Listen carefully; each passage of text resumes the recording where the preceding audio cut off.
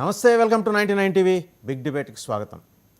మంత్రి అచ్చెన్నాయుడు గారి వ్యాఖ్యలు కలకలం రేపాయి, దుమారం రేపాయి. అలాగే పేర్ని నాని విషయంలో తొందరపాటు వద్దు అని చెప్పేసి హైకోర్టు చెప్పటం, కొప్పురావు రైతుల ఆగ్రహం, ఇంకా చాలా అంశాలు వీటన్నిటికి సంబంధించి బిగ్ డిబేట్లో మనతో పార్టిసిపేట్ చేస్తున్నారు సంపత్ రాజు గారు, టీడీపీ అధికార ప్రతినిధి. నమస్కారం సంపత్ రాజు గారు. అలాగే బాబు పాలూరు గారు, జనసేన స్టేట్ ప్రోగ్రామ్ కోఆర్డినేటర్. ఇంకా పసుపులేటి సురేష్ వైసీపీ నుంచి, సింగళూరు వెంకటేష్ గారు ఎనలిస్ట్, వీరు కూడా జాయిన్ అవుతారు మరి కాసేపట్లో. ముందుగా నమస్కారం సంపత్ రాజు గారు. సో చాలా అంశాలు ఉన్నాయండి. అంటే ఆంధ్రప్రదేశ్ అంటే ఇక మనకి రోజు ఏదో ఒక సంచలనం ఉండి తీరాల్సిందే అన్నట్టుగా నిన్నైతే దాదాపు 3-4 అంశాలు తెర మీదకి వచ్చినాయి. ఎందుకంటే మీ పార్టీ కార్యక్రమంలో భాగంగా మంత్రి అచ్చెన్నాయుడు గారు విజయనగరం జిల్లాలో ఒక కార్యక్రమంలో పాల్గొన్నప్పుడు చేసిన వ్యాఖ్యలు, ఆడబిడ్డ పథకం కింద మనం అందరికీ ఇవ్వాలంటే ఆంధ్రాని అమ్మేయాలి అంటే ఆయన లైటర్ వీల్లో అన్నారు. ఇన్ఫ్యాక్ట్ మొత్తం శాంతం చూసిన తర్వాత అనిపించింది ఏంటంటే ఈ మీన్ టు సే అది చాలా పెద్ద ఖర్చుతో కూడుకున్న కార్యక్రమం, మేము నిధులు సమీకరించుకొని ముందుకెళ్తున్నాం అనే ఉద్దేశంతో అన్నారు. కానీ బట్ ఆ వ్యాఖ్యలు చాలా వైరల్ అయినాయి. ఒకసారి అది కూడా చూద్దాం. మన దగ్గర అచ్చెన్నాయుడు గారు ఏం మాట్లాడారు ఒకసారి చూసి మీ దగ్గరకు వద్దాం. రైట్, మళ్ళీ చూద్దాం. అండ్ సంపత్ రాజు గారు ఏమంటారు దీనికి సంబంధించి?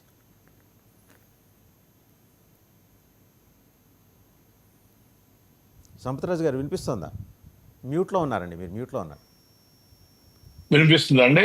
ఇప్పుడు ఓకే సార్, ఇప్పుడు ఓకే. ఓకే. అందరికీ నమస్కారం. ఇక్కడ ఒక విషయం వసుదాన్ గారు, ఏదైతే ఒక ప్రభుత్వం ఒక స్కీమ్ తీసుకొచ్చిందో, ఏ ప్రభుత్వం వచ్చినా ఎన్నో కొన్ని స్కీమ్లు తీసుకొస్తారు. అదేవిధంగా కూటమి ప్రభుత్వం వచ్చిన తర్వాత ఒక మంచి స్కీమ్ తీసుకురావడం జరిగింది.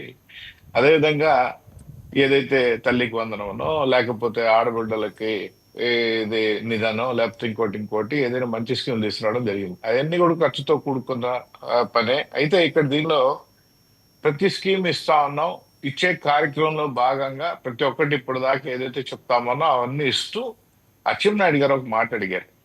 అక్కడ ఎవరో ఒక వ్యక్తి వచ్చేసి ఆడబిడ్డ నిధి ఇవన్నీ ఎప్పుడు ఇస్తారు అన్నప్పుడు ఆయన జోవియల్ గా అన్న మాట ఏంటంటే, అమ్మా దిగాలంటే రాష్ట్రం అమ్మేయాలి, కానీ ఎటువంటి పరిస్థితుల్లో అవన్నీ కూడా చేస్తాం, మీకు ఇస్తాను, ఒక జోవియల్ గా అన్న మాటే. కానీ మొన్ననే బడ్జెట్ కేటాయింపులో దానికి ఇంచుమించు 3,341 కోట్లు కేటాయించడం జరిగింది. అది కాకపోతే ఇంకొద్ది కూడా కేటాయిస్తాం అని చెప్పారు.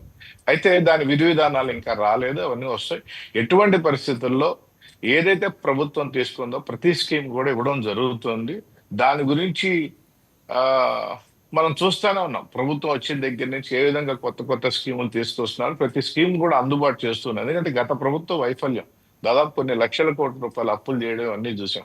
కానీ ఈ ప్రభుత్వం వచ్చిన తర్వాత డెవలప్మెంట్ ఎక్కడ ఆగట్లేదు, సంక్షేమ పథకాలు ఎక్కడ ఆగట్లేదు, కాకపోతే ఒక రోజు అటు ఇటు అవుతా ఉంది. అదేవిధంగా ఏదైతే అచ్చెన్నాయుడు గారు మాట్లాడారో ఆ వాక్యం తీసుకొని మనం మాట్లాడడం కరెక్ట్ కాదు.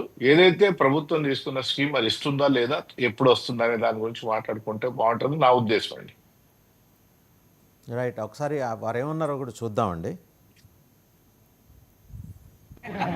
వాళ్ళకి నెలకి 1500 అది చెయ్యాలంటే ఆంధ్రాని అమ్మాలి. ఇంకా ఆలోచన చేస్తున్నారు, అంత డబ్బు అవసరం ఉంది.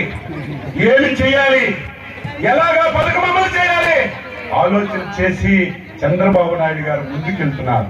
అన్ని చేసాం, ఒక్కటే మిగిలిపోతుంది, ఆడవాళ్ళకి నెలకి 1500 అది చెయ్యాలంటే ఆంధ్రాని అమ్మాలి. ఇంకా ఆలోచన చేస్తున్నారు. సో ఈ విషయంలో చూస్తున్నాం కదా బాబు పాలూరు గారు. ఇన్ఫ్యాక్ట్ ఆయన చాలా లైటర్ వీల్లోనే మాట్లాడినట్టు అదేమి. అయితే ఒకటండి, 1 కోటి మంది దాకా లబ్ధిదారులు ఉంటారు మహిళలు.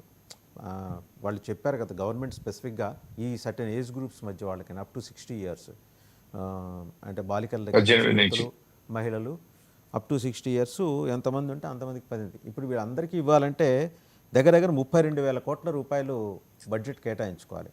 బట్ ఇప్పుడే సంపత్ రాజు గారు చెప్పారు 3,300 కోట్లు ఈ సంవత్సరానికి కేటాయించుకున్నామని.